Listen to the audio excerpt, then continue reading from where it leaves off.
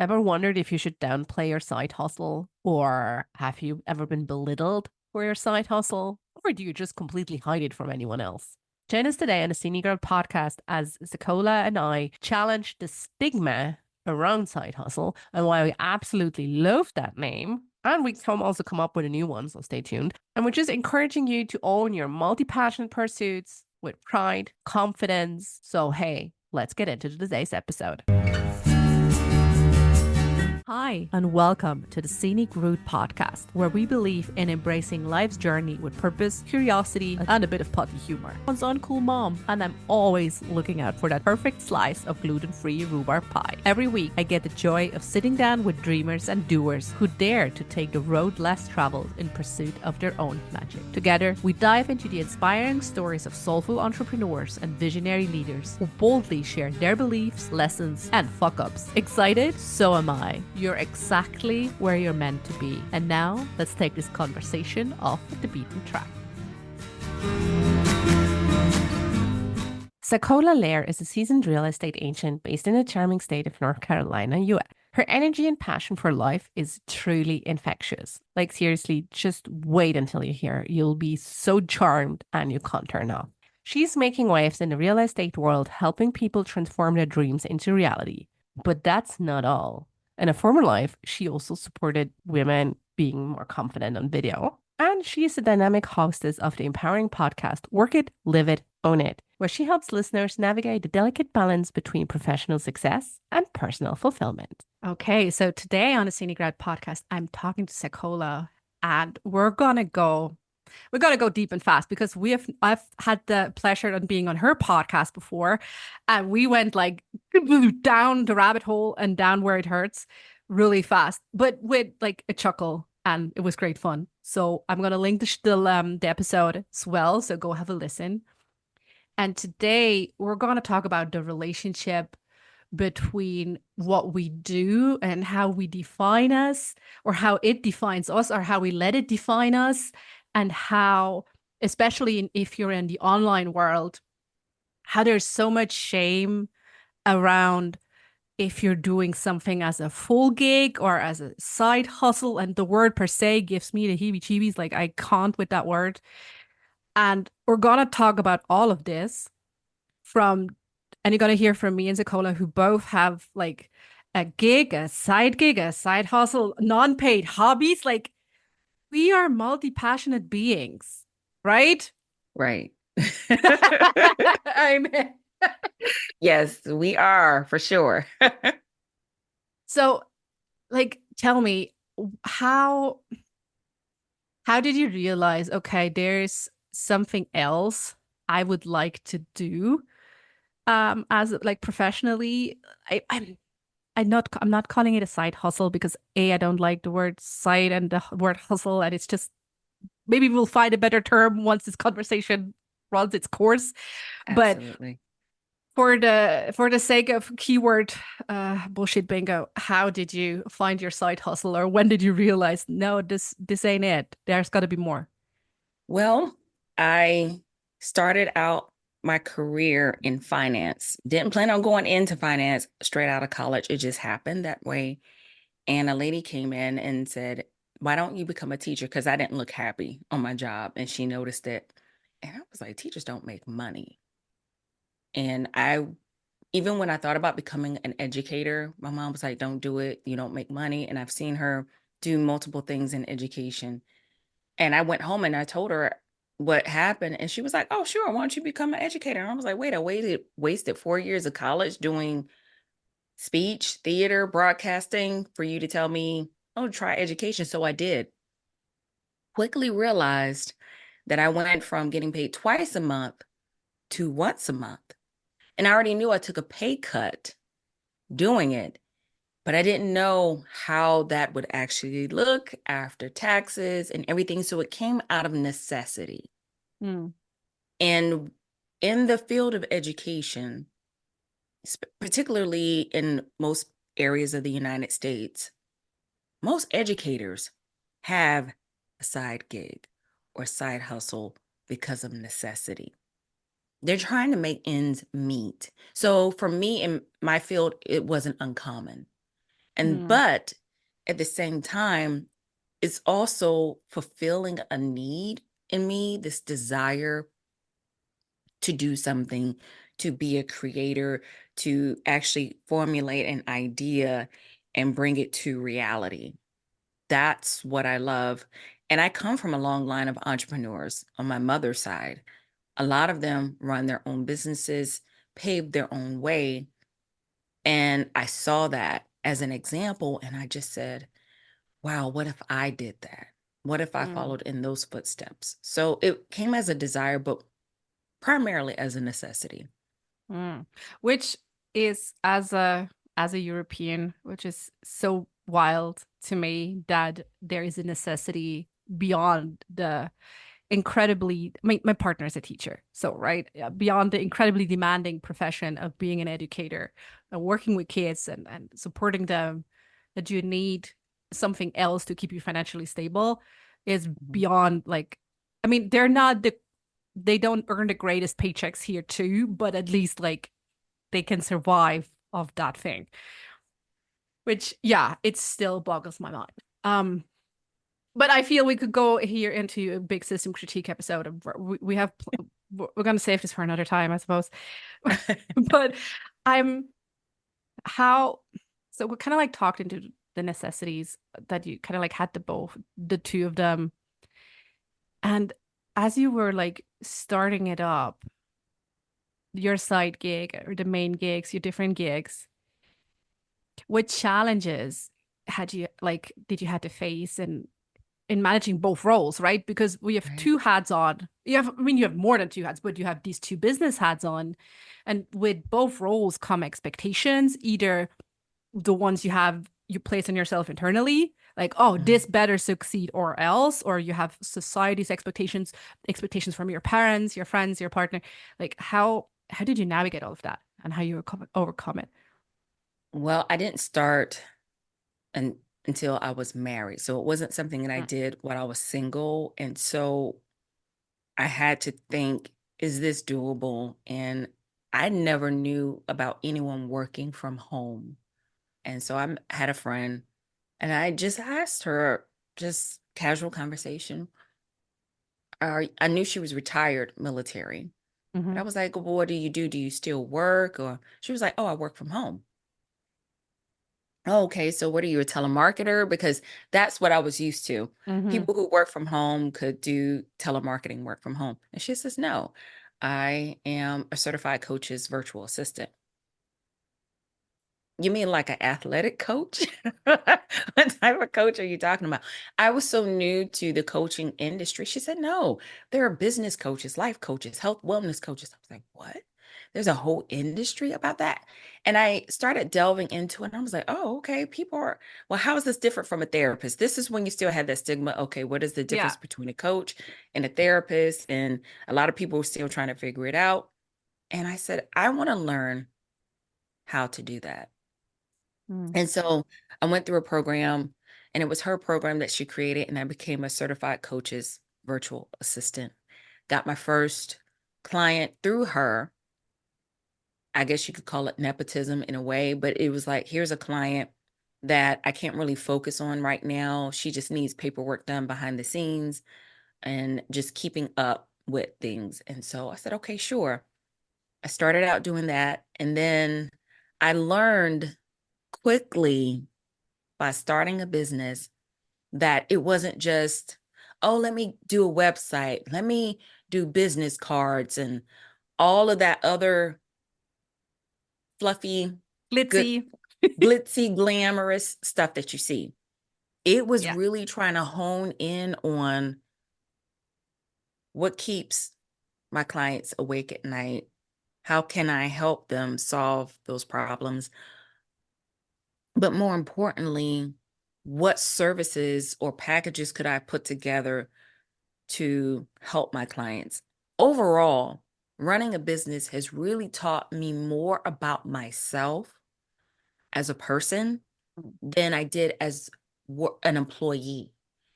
And what I mean by that, because when you're working a 9 to 5, you're kind of like a worker bee. You go in, you do your tasks, And for my job and what I do, because I'm a school librarian now, I left the classroom a while ago. Have certain big projects throughout the year that I focus on. So I know every school year, this is what I do. I'm Mm-hmm. good at that. I got it down. I figured out a system how that works for me. But running a business is totally different because not only are you identifying your niche, your target market, your audience, what do people come to you? What are you good at? What do people usually come to you for to figure out what you're good at? And then you turn around and figure out, okay, how have I helped them get to that point and get that feedback? So doing that market research I was like, okay, how do I do this? And then talking about yourself, identifying who you are, how you help people is, I think, a thing that a lot of people who are going into business, even myself, sometimes when I want to do something new and different, I struggle with because you're trying to hone this down and figure out, okay, who am I in this particular space and time? Mm-hmm. And how can I help people? And is it clear to other people? Is the messaging clear to other people? And I know you can appreciate that as a branding strategist and what you do, but it's all about clarity, not just for your Mm-hmm. clients, but also for you. It starts with you. You need to like be clear on I mean, what most of us know what we're good at. Mhm. If we're, if that's usually the first kind of layer, you're like, what I'm good at. And then it gets harder with the things I feel like, oh, what do I actually like doing? And what do I want to be doing? I feel these get a bit murkier, at least for me. Yeah, it does because just because you can do something and get paid for it doesn't mean you enjoy it. And when you don't enjoy it, it comes across to other people. And when you're talking about what you do, there's no courage or conviction in your voice, and Hmm. people can sense that right away. They may not be able to put their finger on it and be like, oh, she really doesn't enjoy what she does. Yeah. It's just like, no, and this is not the right person for me. So you have to enjoy what you do. That I think that's the whole reason why you go into business in the first place is because you really enjoy what you're doing. Yeah. This is so crucial. And folks, you've heard me say this too. Just because you're good at something doesn't mean you have to do it. Just because, and I mean, this doesn't just go for business, right? Just because you're good at remembering shit doesn't mean you have to remember your partner's doctor's appointment. Like, no, they grown up, they can handle it, right? It's not your job to take care of things just because you can. Mhm. Like, I don't know, stitch this on a pillow or something. I don't know. But, but you said this beautifully before. You entrepreneurship, business taught you things about yourself that you didn't know. And I feel the same. It was a rough learning curve through the valley of tears. What like what would you say? What was the greatest learning that you learned about yourself going through entrepreneurship or still going through entrepreneurship? That my business and I are one and the same. They're not two Mm. separate entities. And you can't hide behind a website and think that just because you put that up there, people will see it and read all this text on a website and say, oh, that's the person I want to work with. And I had a friend who is an online brand strategist. She used to help people launch their product services all over the world. And this is how I got introduced to Simon Sinek. She was a facilitator, a trained facilitator. And so she said, we're going to do a few sessions, I'm going to break it down. Mhm. And it wasn't just about breaking my business down, it was actually breaking me down. Wow. And Hmm. it was like a therapy session. I was like, if this is what a really good therapy session is like, I need more of that to uncover things about myself. And I quickly realized why I was hiding Mm. behind a name, a website, and not putting myself forward. And I actually rebranded. I went from being a virtual assistant to a video marketing strategist because of a fear that I had when I was in college. And I was scared. And it was something that I thought I just knew that I would be great at. And people were Mm-hmm. like, oh, SaCola, you would be so great at this. And when it was time to actually commit to doing it, I froze. Mm. And my professor said to me, later I found out we were actually related, said to me, it's great that you know this now. Instead of you showing up on an interview and this happens. And so I just shied away from it. I changed the whole trajectory of what I thought I was going to do Mm. for work because of that fear. And I said, what if I got over my fear of being in front of the camera and learned and then I learned I was an introvert. I didn't think I was because as a kid Mm. I was more outgoing and didn't know a stranger, could hold a conversation. And it doesn't mean I don't know how to hold a conversation. I just like more personal, one-on-one, in-depth conversations. But I started shying away and becoming more withdrawn into myself as I got older. Like some people do, we change. But I allowed that fear to change me. And I said, what if I overcame my fear? Mm. What if I did video? This is, YouTube was still in its beginning phases. This is around 2015. And I started doing videos and I said, what if I came up with practical tips and suggestions because public speaking is something my mother always had me doing since I was a kid. And so I took those lessons and I said, this is how you can come across, but you can come across on video. And a lot of people, I was trying to get other realtors. I was like, guys, you need to start doing video, start doing video tours of homes. And they were like, what? No, I don't want to do that. So I was like, well, maybe that's not my market. And I was like, well, I work with coaches.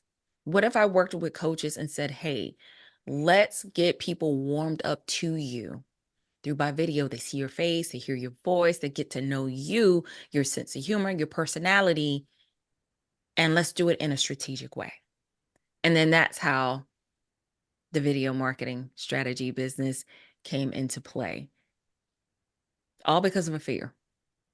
Oh. But then I let fear cut me out of it again. We could talk about that later, though. Yes, we'll talk about this again. Mhm. But was there a specific switch or thought process that led you to kind of like stand up against your fear the first time? I did have someone I was working with. Mm.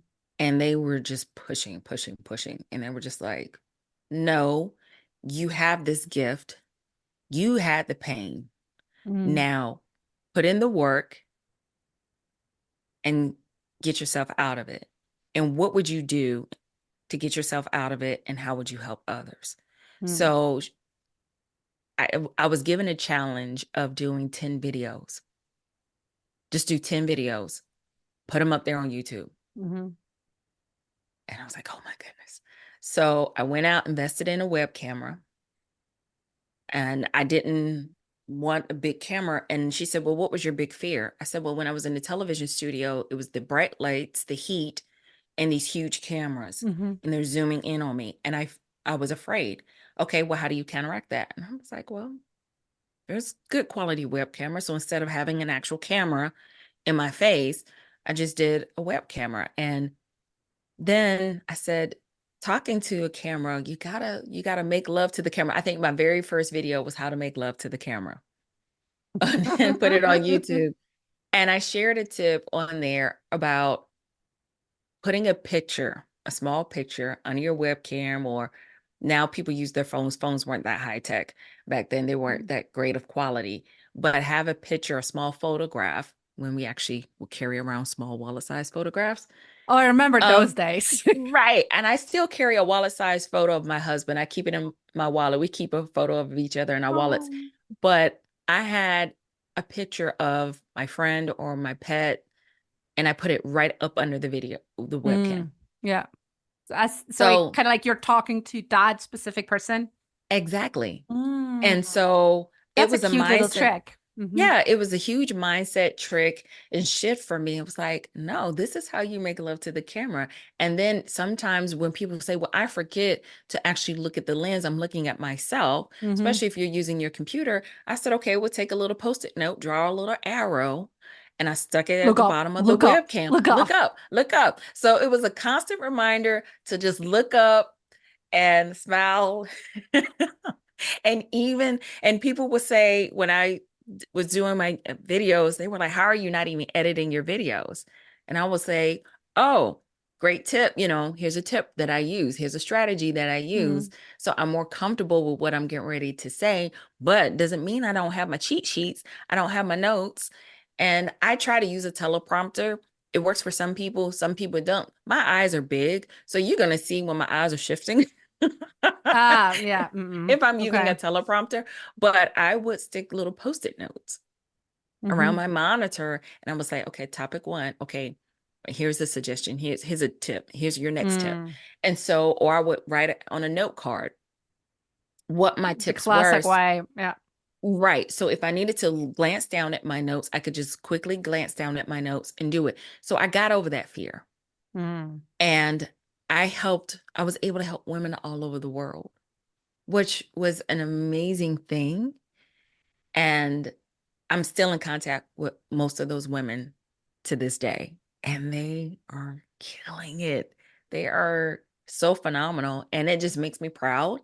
And that's that coaching and mentoring part of me that says, I don't want to just keep this to myself, but I can pass it on. And I'm proud to see other people move forward and progress. Mm.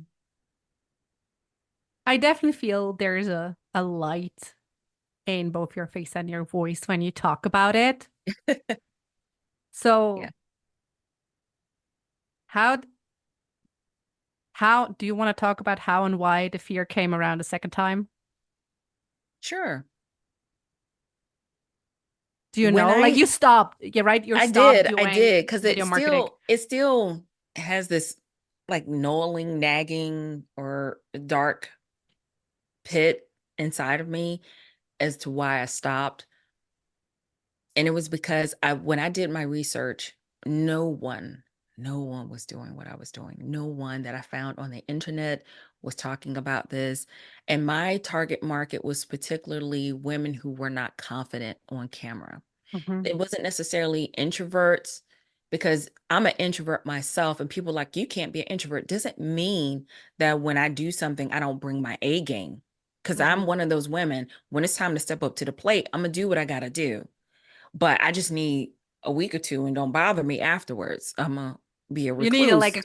yeah, prep time and a cool off time I and need a prep time and a cool off time period, yeah. but I would do it. But then all of a sudden, when people started seeing me and I'm doing interviews and I'm doing lives on Facebook, I'm on YouTube, all of a sudden, women that were following me, all of a sudden were coming up with their own formula of doing it. Or they signed up for my free weekly challenge, Hmm. and then was taking what I created. And look, there's nothing new under the sun, okay? Things that I was taught for years, I implemented it, I honed it, but I presented it in a way that worked for me. Hmm. They were doing this, and they had no background in video or audio production like I had. And now some do, but at the time, there were people, and my coach was even calling out people and saying, you're a lawyer, you're an attorney. What do you know about video marketing? She would get out there and land-based people. And I just shrunk back because I was like, they're stealing it, they're taking it. Mm. And I just walked away. I Mm. folded, I closed up shop, because every time I was turning around, I'm seeing Facebook ads for it now. Mm. I was seeing, and I was doing everything organically. I was marketing organically. I was sharing tips in Facebook groups when Facebook groups were still this huge thing. And not to say that they're not now, but It I has was shifted for doing sure. it has Marketing has shifted. shifted. Yeah. Right. And that's how I was doing it. So my following was from blog posts that I was writing, talking about the video equipment that I was using, and it was getting traction. I think one of my largest views is like 7.7 and a half thousand. And it was all about me showing you how to use a particular software Mm. where people didn't want to show their face on video, but they could if they so choose. But I got so dismayed and I got so discouraged that I said, it's like they were watching me, tracking me. And I said, you can't track me if you don't see me. And I walked away. Mm. And it wasn't until I say about a couple of years later, and someone reached out to me to do some video editing, because even with my clients that I had, when they were ready to launch something or do videos, I would do small editing for them because I knew how to edit as well. Mhm. Mhm. And I was doing an editing thing for an expo coming up. And the guy asked me, "Why did you stop?" And I said, "Because everyone was copying and doing what I was doing." And he said, "And so you walked away?" I said, "Yeah." He said, "That was at the most pivotal moment where you shouldn't have walked away, because your breakthrough was right around the corner. Whenever you feel like giving up and walking away is when you should keep going." Mhm. Which is a beautiful message. Hmm. And I hope the right ears hear it at the right time, because it's so hard to constantly believe in you're doing the right thing, because it often all the small things you're doing, they don't manifest right away. Right. They like this overnight success thing, this 100K month after 3 weeks, 2 weeks in business, online lore. Sure, it might have happened to a couple of people, but it's not the reality for most of online businesses or businesses in general. So it's really discouraging to have these stories in your face all the time and be like, well, it's not happening for me. Why it's not happening for me? What am I doing wrong? Right. And then you keep on playing a certain cycle of shame or resentment that is very unique to you. I mean, everyone has their own words they repeat to themselves. So yeah, I really hope this message comes to someone at the right time. I hope so, because I know better now. I do. Mm. You're gonna add you're gonna add that to your sidekick number two soon. Which sidekick? I have some of the women I've helped who are now international speakers and have no qualms about doing video now. Matter of fact, one of them was doing a ad for a company that she uses, and her face was all over Facebook on the video. And I was like, "Girl, what is this?" I'm scrolling through my Facebook feed. I'm like, "Who is this person?" And she's one of my biggest cheerleaders, and she says, "We need you." And Yes, we do. we need you to come back. It's just now that marketing has changed and shifted from when I started, it's like, okay, how can you do it for this time period? Mm-hmm. And how can it work? But the part about building confidence and getting mentally prepared to go on camera, that's timeless. That doesn't go out of style. Oh, And absolutely. it just depends on who it is. I even helped a woman who is dyslexic, and she says, "I can't use a teleprompter. I can't write notes on a note card. How can I do this? Because my mind will go blank if I'm talking." And I suggested a way for her to do it. And she uses that strategy to this day now.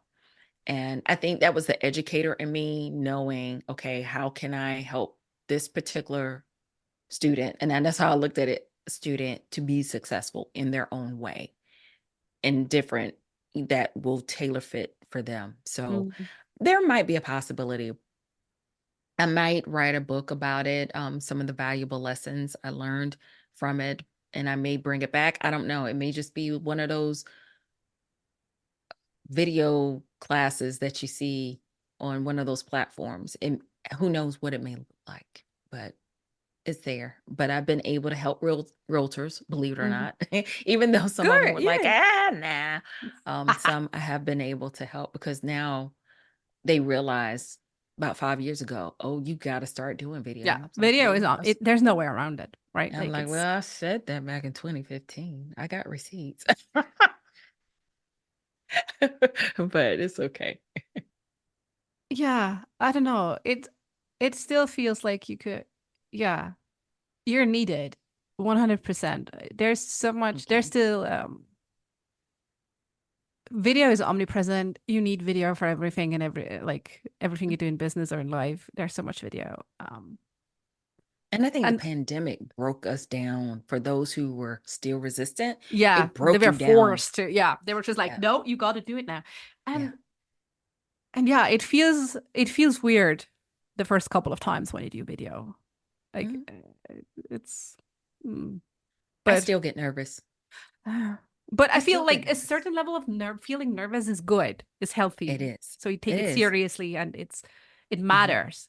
I Yep. always I feel look at when it I'm like it keeps me humble. Sorry, I didn't mean to cut you off, no, no, it's but it fine. keeps me humble. When I feel nervous, and I'm like, thank you. I give thanks for Exactly. that because I'm not thinking more of myself, not putting myself down, but it's like I know that the strength I have to do this, it doesn't all come from me. It's a drive that I have and a desire, but it keeps me humble. And Mm. so I'm thankful for that. I don't just press record and be like, hi.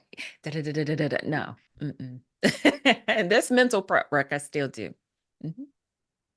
But thank And you. that's such a beautiful approach. And there's definitely so much space for this approach, for for having this authentic desire to share and to educate and be like, it's this is what's going on.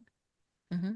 And people thought I was crazy. And I think that's where that stigma Mm. of what we call the side hustle or the,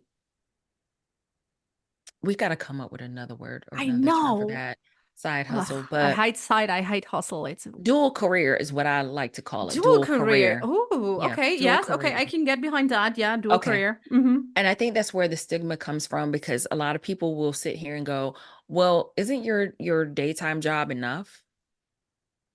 Didn't you or why?" And it's not that there's anything that's missing from your full-time job, but I think still working a 9 to 5 job is going to allow you to have a cushion. Mm-hmm. And it's also financial stability because as we know, even having a 9 to 5 is not always guaranteed, but it gives you an avenue to try something out and see if it's a good fit for you. And if Mm-hmm. it's not a good fit for you, then it gives you also time to go back to the drawing board to figure out what else. But just for someone who decides, I want to do a career because I'm really passionate about this, or I feel like I have a purpose in doing this, it takes courage, it takes confidence, it takes this inner strength that you may not know that you had. There are a lot of people who have wonderful ideas out there but they don't execute them Mm-hmm. or they don't know how to look at it and say, how can I leverage this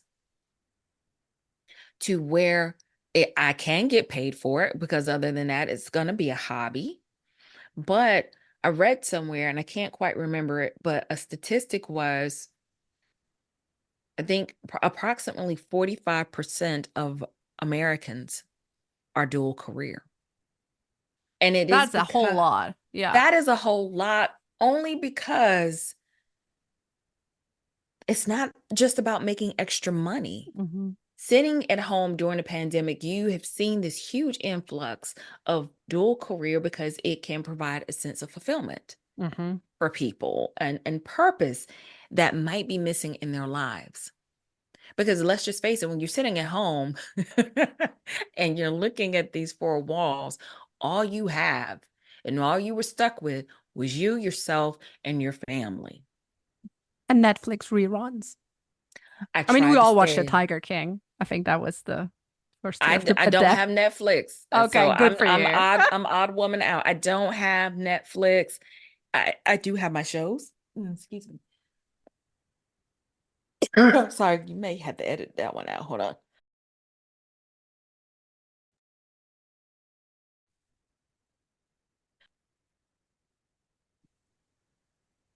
But a lot of people got a good glimpse at themselves and wanted something more, Yeah. and they wanted a fulfilling purpose.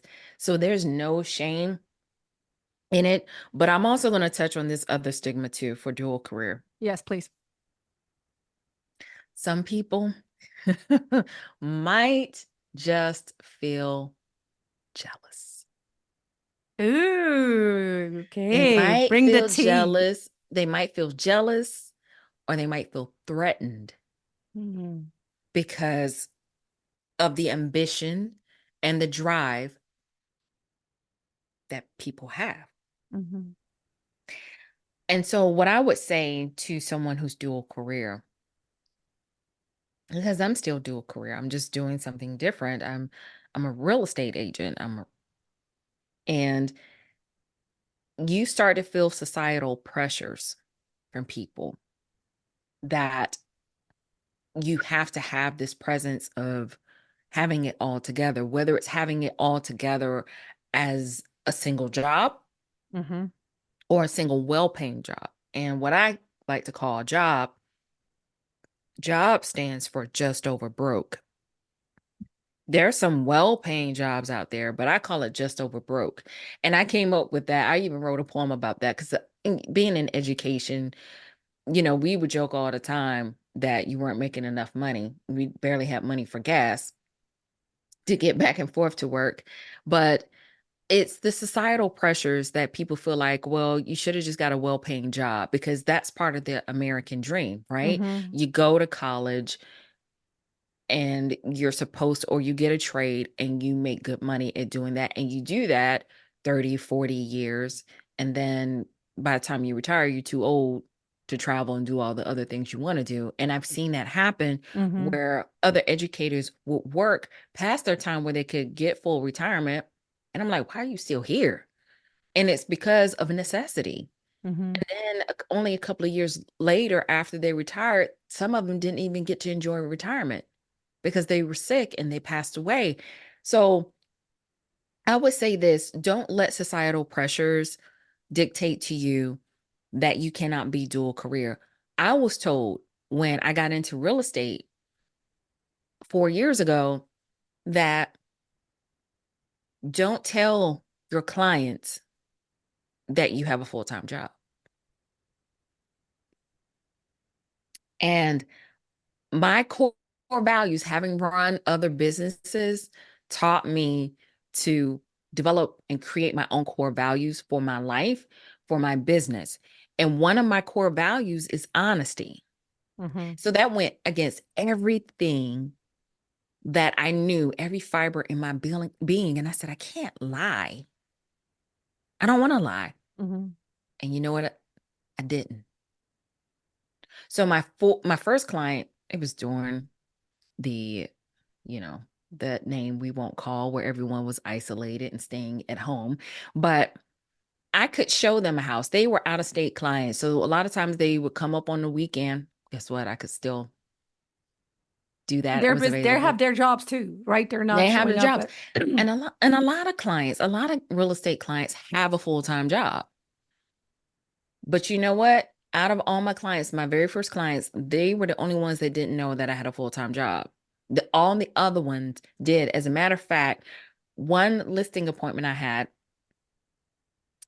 it was an estate situation. The mother had passed away, unfortunately, and it was three siblings. And one of them was the executor and or executrix. And then she was trying to pull up all this information that I need because one, you got to prove you are who you say you are, Mhm. and that you have the right to sell this property. Mm-hmm. I'm just talking, having a conversation with one of the siblings, and one of the siblings is on their laptop.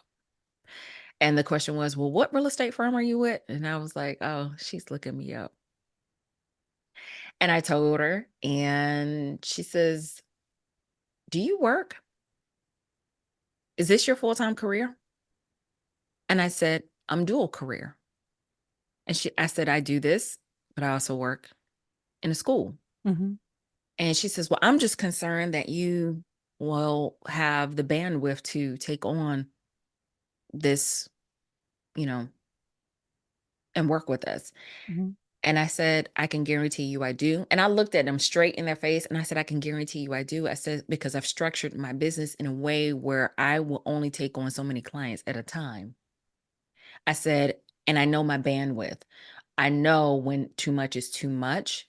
And I can tell you right now, out of the clients that I have, one is pregnant, they're out of state, they got to sell their home before they can buy a home here. I said, so we're trying to wait on that. Another one, I said, they're not really ready right now. They got some things to work on. I said, but what I can guarantee you right now is that you will receive full concierge service with me. Because I did not lie. Mm-hmm. Because if you type in my name, you could probably find out stuff, Oh God, yes. the internet. And she could see where I was, things about me. But because I didn't lie, that's how I got to work with them. And I never lied. I never lied. And people will tell you don't lie, or even in real estate. And I'm just going to go ahead and put this out here too. If there's anyone who is in the real estate business and you are working with someone who's dual career, I have been looked down upon Mm-hmm. because I was dual career by Yes. other colleagues or other business owners who are in real estate, like I'm less than. No, that doesn't make someone less than because they are dual career. And some of the dual career agents are some of the top producing agents out there. And they're really good at what they do. So you shouldn't downplay or look down upon anyone because they have a full-time job. No, Mm-hmm. for me, I think I'm smart because I'm so close to early retirement. I can count on less than 5 fingers how many years I have left to early retirement. Lord willing, I make it to that point, but I'm going to walk away. Benefits and a paycheck Mm-hmm. to the end of my days. To me, I think that's smart.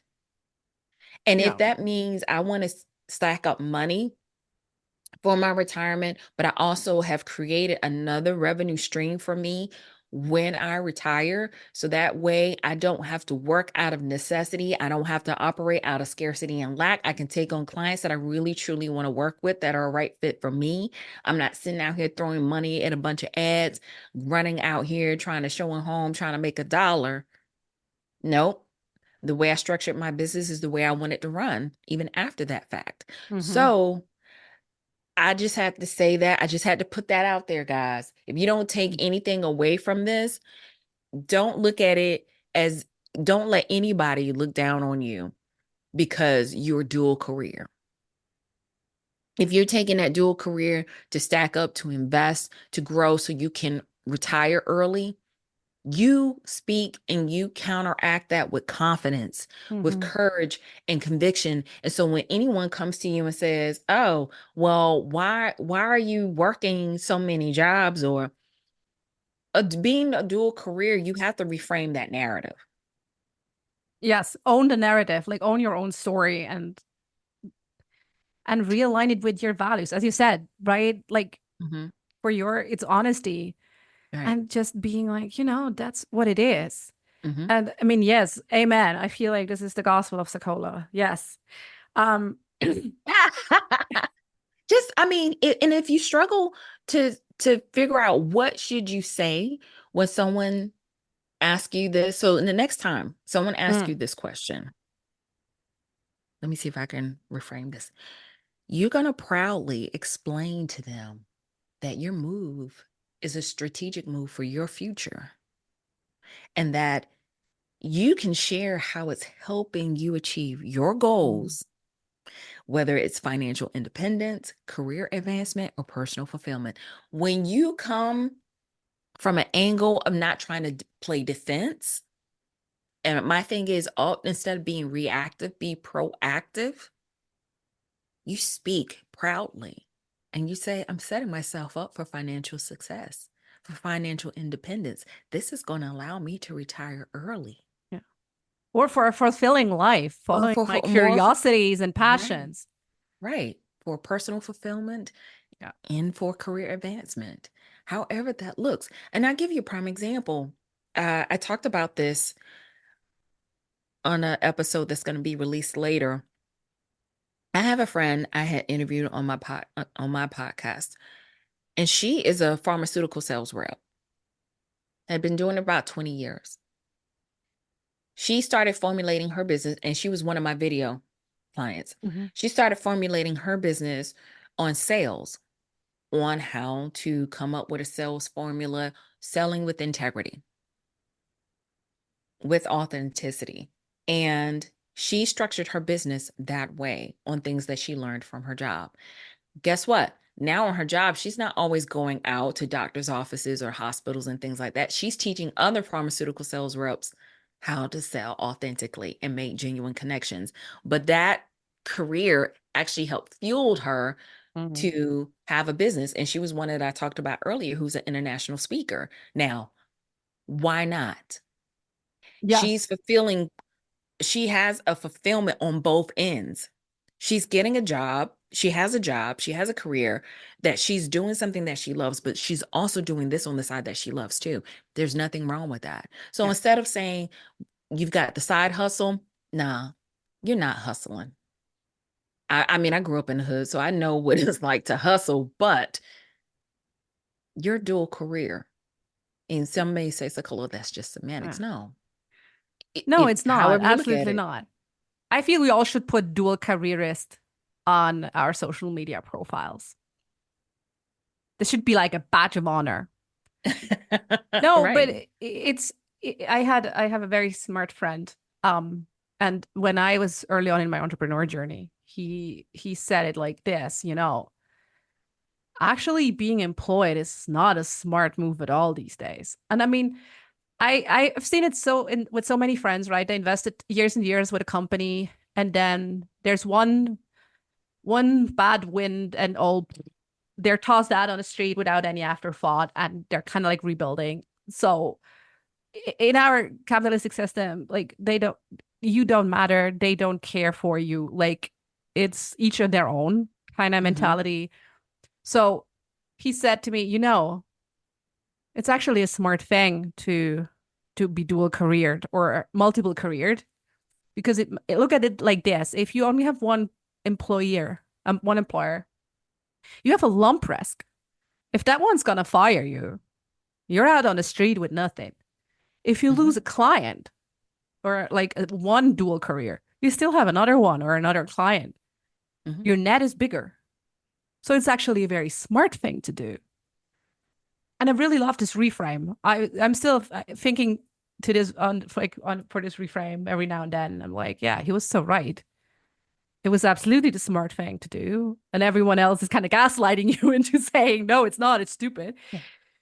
And I'm like, no, no. So if you're listening and if I hope you feel reassured by SaCola's gospel and my humble shares that no, you can actually have a proud batch of dual careerists, or if you're thinking of starting it, like yeah, learn. I don't know, practice what you want to say. If people come at you, give you the side eye for having a dual career, or like try to belittle you, which I feel, I don't know, mostly happens to my the clients who to my female clients where they're like, Mhm. oh, oh, you take pictures of wedding. That is so cute. Like, Ooh. and she's like, well, thank you. I charge like $7,000 for wedding pictures. But yeah, it's my cute little side hustle that sustains my family. Thank you.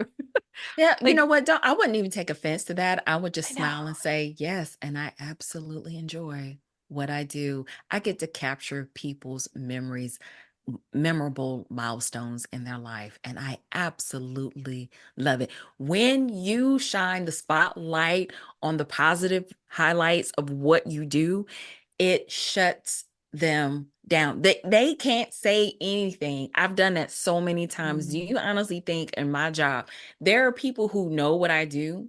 And I don't broadcast it a lot on my personal profile, number one, because I limit who's on my social media personally, Yeah. especially when it comes to my colleagues.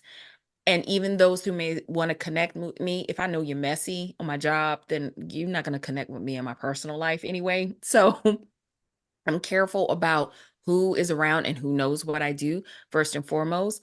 But I also do my job. I don't let my other career interfere with my job because that is the bread and butter right now. However, just be cognizant about who is in your corner and who is not. And Mm-hmm. sometimes the worst feeling is when you think your family and friends are supposed to be in your corner and then you find out that they don't. Yeah. Can I just say this piece here that no matter what happens, always make sure that you have your own back. Because if you don't have your own back and you're out here expecting other people to validate what you do, you will be lost. Stop seeking external validation from other people. You have to show up. You have to be consistent. You have to have your own back in your life and in your business.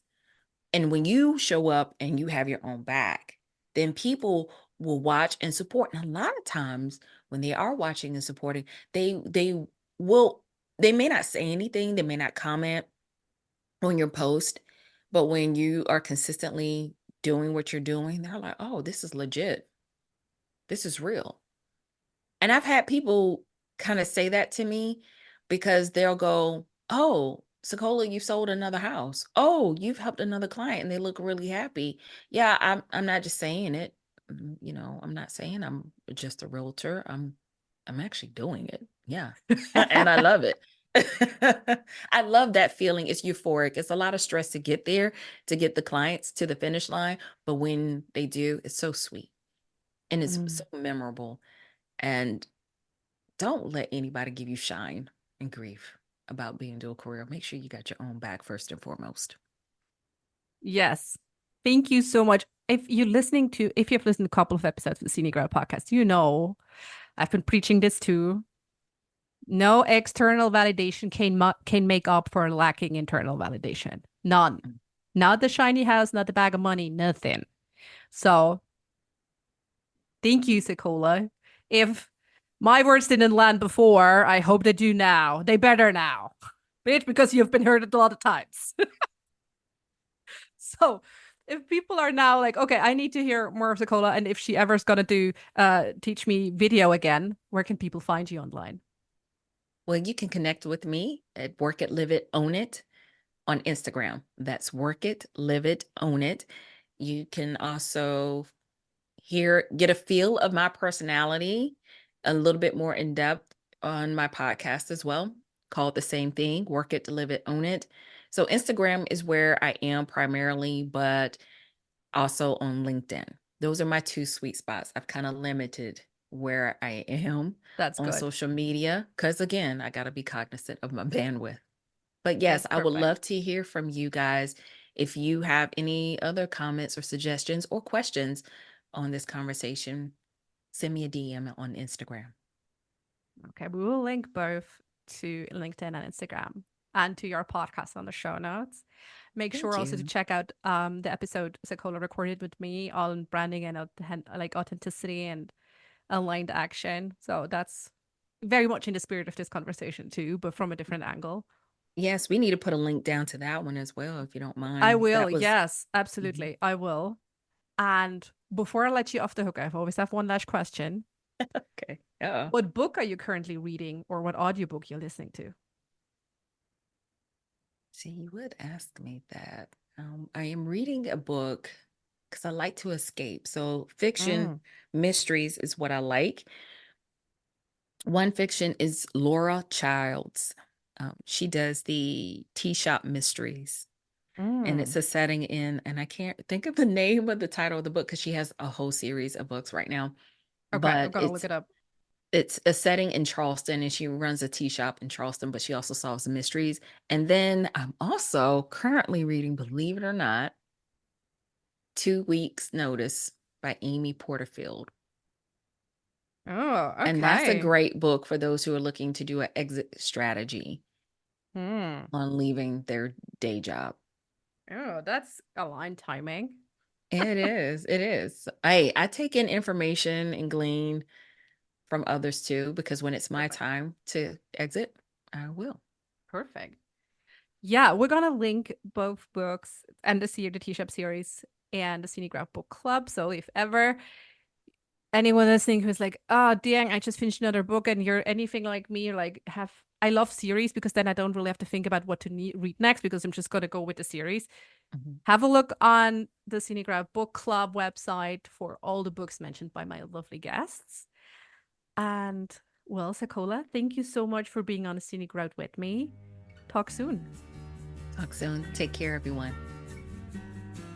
And just like that, we've reached the end of another journey together on the Scenic Route podcast. Thank you for spending time with us. Curious for more stories or in search of the resources mentioned in today's episode? Visit us at scenicroutepodcast.com for everything you need. And if you're ready to embrace your scenic route, I've got something special for you. Step off the beaten path with my Scenic Route affirmation card deck. It's crafted for those moments when you're seeking courage, yearning to trust your inner voice, and eager to carve out a path authentically, unmistakably yours. Pick your Scenic Route affirmation today and let it support you. Excited about where your journey might lead? I certainly am. Remember, the Scenic Route is not just about the destination, but the experiences, learnings, and joy we discover along the way. Thank you for being here, and I look forward to seeing you on the Scenic Route again.